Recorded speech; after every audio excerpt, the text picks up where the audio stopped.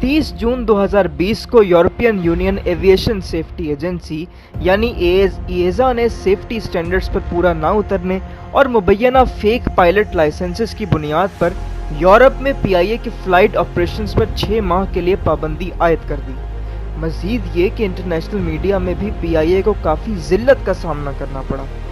जी हाँ, आपने ठीक सुना, ये उसी PIA की बात हो रही है जो 1960 की दहाई में दुनिया की बेहतरीन एयरलाइंस में से एक थी और अमरीकी खातून अव्वल जैकी कैनेडी की फेवरेट एयरलाइन थी। लेकिन PIA इस हालत पर आखिर कैसे पहुंची?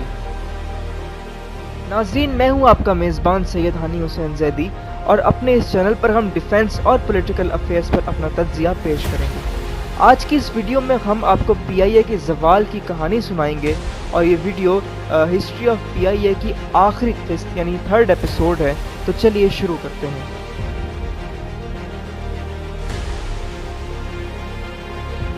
तो दोस्तों, 2011 में PIA एक अनप्रॉफिटेबल इदारा बन गया था।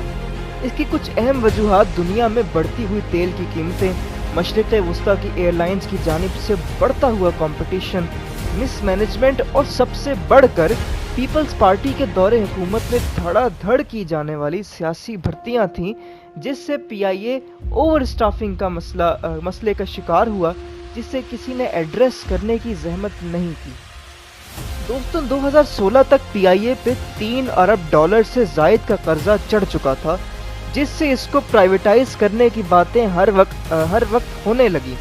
ये खबर आते ही PIA के मुलाजमीन ने पुरजोर एहतजाजी मुजाहरा किया, जिसमें 2 मुलाजमीन की अमवात भी रिपोर्ट हुई, जिसकी वजह से PIA को एक हफ्ते के लिए ग्राउंड कर दिया गया। 2017 में तकरीबन 50 साल के बाद PIA के अमेरिका में फ्लाइट ऑपरेशंस पर पाबंदी लगा दी गई, जिसके बाद टोरंटो वाहिद नॉर्थ अमेरिकन डेस्टिनेशन के तौर पर रह गई। 2018 में PIA का कर्जा $3.3 अरब से तजावुज़ कर गया और वज़ीर आज़म पाकिस्तान जनाब इमरान खान की नई आने वाली हुकूमत ने PIA को तबाही से बचाने के लिए इसे पाक फ़िज़ाइया के डायरेक्ट कंट्रोल में दे दिया और पाक फ़िज़ाइया के एक senior officer air marshal Arshad Malik को PIA का चीफ एग्जीक्यूटिव ऑफिसर तैनात कर दिया, जो इससे पहले पाकिस्तान एरोनॉटिकल कॉम्प्लेक्स के CEO भी रह चुके हैं। इसके बाद इन्होंने PIA में जामिया इस्लाहात का ऐलान किया। नाज़रीन, इस सिलसिले में सबसे पहले नए मुनाफा बख्श रूट्स पर परवाज़ों का आगाज़ किया गया, जिसमें सियालकोट से बार्सिलोना, कोयटा से जद्दा, सियालकोट से कुवैत और इस्लामाबाद से कुआलालंपुर अहम रूट शुमार किए जाते हैं। इसके अलावा वो तैयारे जो लीज पर थे और परवाज़ के काबिल नहीं थे, यानी पिछली हुकूमतों ने जिन तैयारों को लीज पर लेने के बावजूद उन्हें अबेंडन कर दिया था, उन्हें ओवरहॉल करवा के दोबारा ऑपरेशनल हालत में लाया गया। इसके अलावा PIA के मुकम्मल रिवाइवल के लिए एक 5 साला बिजनेस प्लान भी तश्कील दिया गया, जिसके तहत 2023 तक PIA में तैयारों की तादाद को 32 से बढ़ाकर 45 किया जाएगा और नए मुनाफा बख्श रूट्स पर परवाज़ों का आगाज़ किया जाएगा और पुराने रूट्स जो लॉस में चल रहे थे उन पर परवाज़ों को मनसूख कर दिया जाएगा। इसकी एक मिसाल देखने को भी मिली। इस्लामाबाद से बरास्ता बीजिंग टोक्यो जाने वाली बोइंग 777 की परवाज़ में सिर्फ 80 अफराद को टोक्यो लाने की इजाज़त थी, लिहाजा इस रूट को फौरी तौर पर मुअत्तल कर दिया गया और फिर चंद माह बाद जापान की सिविल एविएशन ने मुसाफिरों की तादाद के कोटे को 80 से बढ़ाकर 500 कर दिया, तो फिर इस रूट को दोबारा बहाल कर दिया गया। इन इस्लाहात का नतीजा ये निकला कि साल 2019 में PIA के रेवेन्यू में 41% का इजाफा हुआ और ये ऑपरेटिंग प्रॉफिट में हासिल करने में कामयाब हो गई।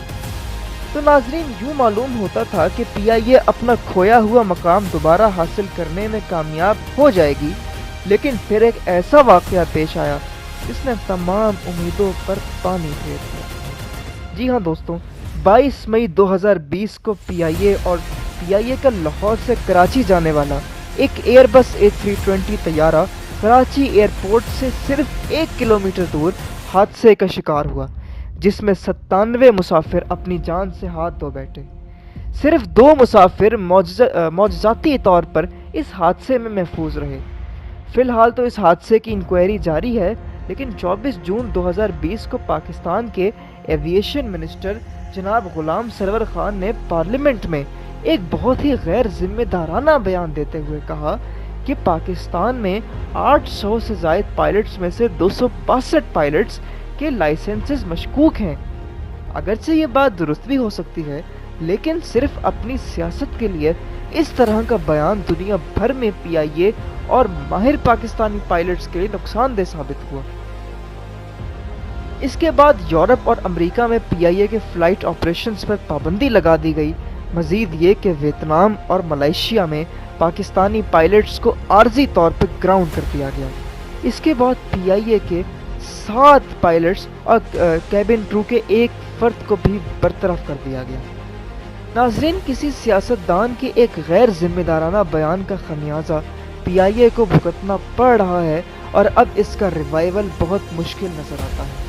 बहरहाल उम्मीद पे दुनिया कायम है, लिहाजा हम भी उम्मीद करते हैं कि PIA अपने खोए हुए वक़ार को बहाल करने में कामयाब हो जाए, वरना प्राइवेटाइजेशन यानी निजकारी ही वाहिद हल रह जाएगा और इसके अलावा कोई सूरत नज़र नहीं आती। तो नाजरीन, ये थी हमारी आज की वीडियो। उम्मीद करते हैं कि आपको पसंद आई होगी। अगर पसंद आई है तो इसे लाइक करें, चैनल को सब्सक्राइब करें और बेल आइकॉन को ज़रूर क्लिक करें। इसे अपने दोस्तों के साथ शेयर करना ना भूलें और अपनी कमेंट सेक्शन में अपनी राय का इजहार ज़रूर करें कि PIA का मुस्तकबिल में रिवाइवल के लिए आपकी नज़र में क्या प्लान है, या सिर्फ प्राइवेटाइजेशन ही इसका वाहिद हल है। इसके अलावा अगर आप एविएशन में दिलचस्पी रखते हैं तो हमारे एक और चैनल FNT एविएशन को सब्सक्राइब करें, और अगर आप गेमिंग में दिलचस्पी रखते हैं तो हमारे एक और चैनल ज़िक गेमिंग को भी सब्सक्राइब करें, जिन दोनों का लिंक डिस्क्रिप्शन में मौजूद है। मिलते हैं आपसे अपनी अगली वीडियो में, तब तक के लिए अपना ख्याल रखिएगा। अल्लाह हाफ़िज़।